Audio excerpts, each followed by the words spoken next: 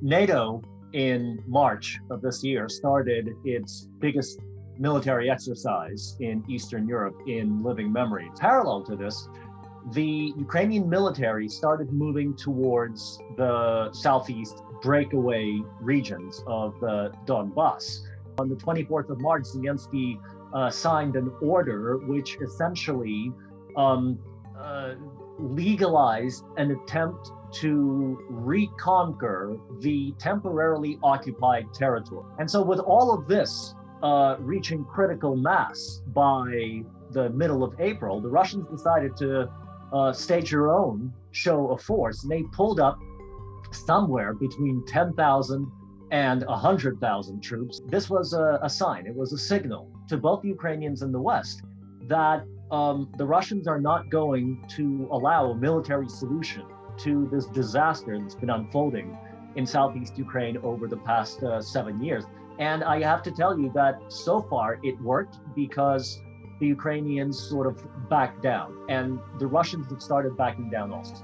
So from the Ukrainian perspective, from Zelensky's perspective, increasing tension in the southeast, potentially even triggering a conflict, will do several things. It will detract his countrymen's attention from the fact that his reforms have failed and produced nothing.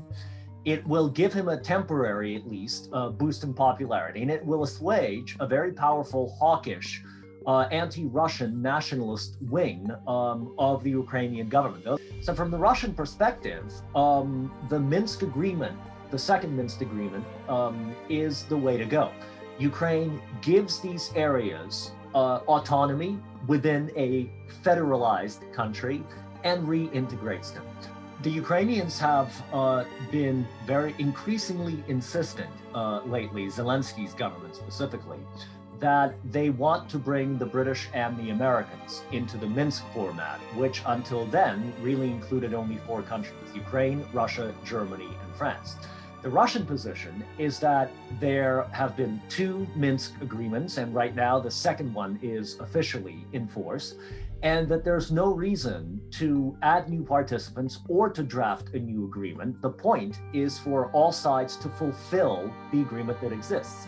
So I don't think that there is an international solution to this that's going to involve, the Americans, the Brits coming in and agreeing to some kind of compromise, because there's already a document that is in force, and now it's really up to the Ukrainians to fulfill their side of the bargain. I think the things to look out for is the relationship between the Biden administration and the Zelensky administration in Kiev. First of all, if the Americans convince the Ukrainians to compromise and fulfill that important part of the Minsk agreement, then we will see the Russians meet the Americans and the Ukrainians halfway. It's a very cynical way to look at it, but this is realpolitik. Ultimately, Ukraine has more to lose than any side in this conflict, because it's their territory, it's their people, ultimately it's their economy.